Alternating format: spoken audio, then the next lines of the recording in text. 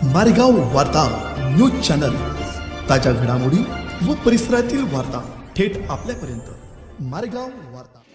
त्या सहीने झाला 5 कोटीचा भ्रष्टाचार। एकाच जागेवर लावली जातात दरवर्षी वृक्ष। सागवान वृक्षासह 8 जातीच्या झाडाची कत्तल, वरिष्ठ अधिकाऱ्यांकडून कारवाई केव्हा? मारेगाव वनपरिक्षेत्र कार्यालय अंतर्गत अनेक कारनामे समोर येत आहे। असंच एक कारनामा पुन्हा समोर आलेला असून त्या अधिकाऱ्याच्या सहीनेच 5 कोटीचा भ्रष्टाचार झाल्याची माहिती उघड झालेली आहे।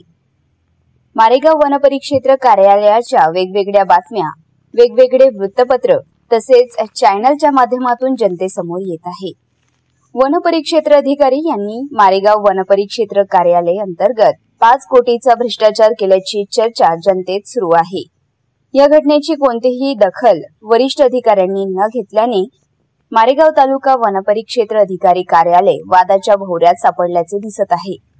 मारेगाव वनपरिक्षेत्र कार्यालय अंतर्गत वेगवेगळ्या ठिकाणी वृक्ष लागवड करण्यात आली।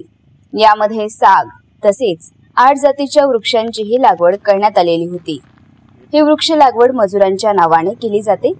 या वृक्ष लागवडीचे बिल सुद्धा मजुरांच्याच नावाने काढले जाते। वनपरिक्षेत्र अधिकारी यांनी वृक्ष लागवडीसाठी बोगस मजूर दाखवून त्यांच्या नावाने करोडोचे बिल उकळून भ्रष्टाचार केला। दरवर्षी एकाच जागेवर ते वृक्ष लागवड केली जात आहे।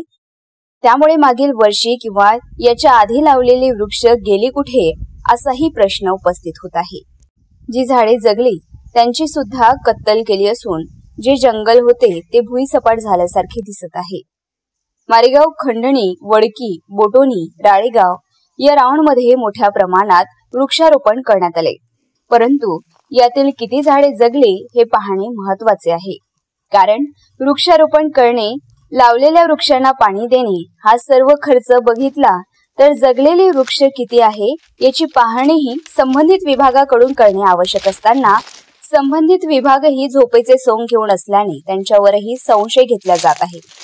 उद्याच्या बातमीमध्ये बोगस वनमजूरच्या यादीसह मुलाखत।